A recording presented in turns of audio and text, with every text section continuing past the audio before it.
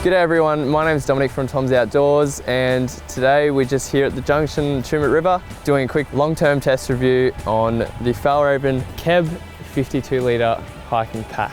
So let's have a look. Alrighty, so this Fjällräven KEB 52 was one of my first hiking packs. I've had it for about a couple of years now. The first thing that I really like about Fjällräven packs in general and this Fjällräven KEB 52 is the way that they're built, with really durable, nice looking and feeling fabric. It's got their G1000 Eco on the top and the side here, and then it's got a waterproof berg shell fabric on the sides and base. I really love this G1000 fabric. It's on their pants, it's on Fjällräven's jackets. I've got a pair of each, canvas-like sort of finish, and it sort of seems to stand up to anything that I put it through. It's taken quite a beating on a number of hikes in the Budawangs and in Kosi, in the Warrumbungles as well. So I've taken it a lot of places with me, and I've never had any durability issues, and that's something that I think is really important when looking for a hiking pack for you, particularly one that's going to last a long time. So one slight downside of being such a heavy-duty, durable, bomb-proof pack is that it weighs a little bit more than your standard pack. It comes in at about 2.2 kilos. I mean, which isn't too bad. It's just a bit of extra weight for what I like to hike with now. With that being said, we move around to the harness, which is what sort of makes up for a bit of that extra weight. It's got this really soft, comfortable back panel design, and I really love the birch wood that Fjällräven has put into here. I think it's a very classy touch, very nice touch. They say it cuts down 90% of emissions as well, which is really cool. So it looks really good and it feels really good.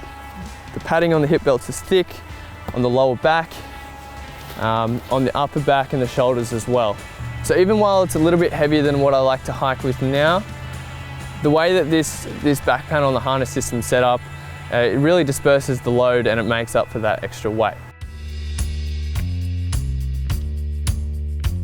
It's got really nice pockets on the hip belt, which is handy, you know, for my snacks, my phone, portable chargers, headlamp, anything that I want close to my body. Moving on to the side, we've got these really deep, wide side pockets for big water bottles. You can put your trekking poles in the side when not in use.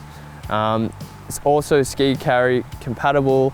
It's got attachment points for ice axes and things like that as well. Everything can be tightened or loosened depending on what you need. And overall, it's quite a minimalist design. I've got things hanging out here at the moment from my last trip, but when it's all done up, it's a very smooth finish and doesn't leave much to catch on when you're walking through shrub.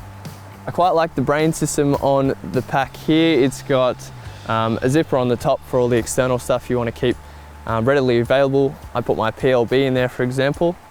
On the underside of the lid, you've got an internal pocket with a little key attachment, things for your valuables that you don't want to lose when you're out and about.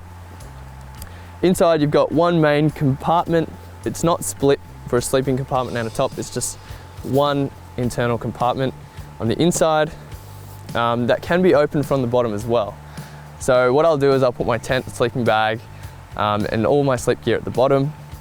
So when I get to camp, I can just unzip the bottom, pull out my tent, set that up without rummaging through my pack. And on that note, the KEB here has a full length side zipper of the pack to get right in and out, right into the middle of the pack. So if you've got food in there or your stove or something, save time when you're out and about. Other than the brain and the main internal compartment, you have this little one on the front here. It's actually quite large, fits a lot of things inside. I usually put my clothes in the front just to keep it separate. The zips, really good quality, really durable.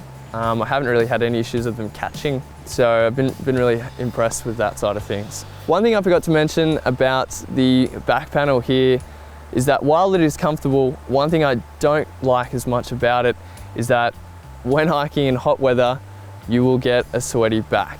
The birch frame here will allow airflow in the back panel here, but I found that in summer, it's really not enough to cool down your whole back. I'll have sweat right around my hip belt, my lower back, and here and my shoulders as well.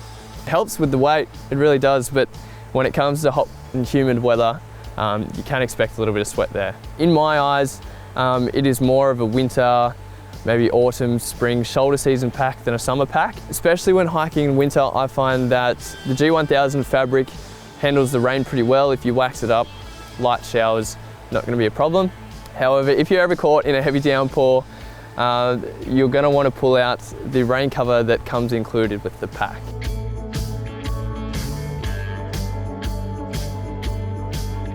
So overall, I've really enjoyed using the Fjallraven Kev 52. It's definitely going to last a long time, and when I bought it, it was one that I hoped that I'd have for life. It seems to be holding up to that. So if you're looking for a comfortable, high quality, hard wearing backpack, I think the Fjallraven Kev 52 is a really good option. At least it has been for me, and it's going to be one that I'll use for years to come.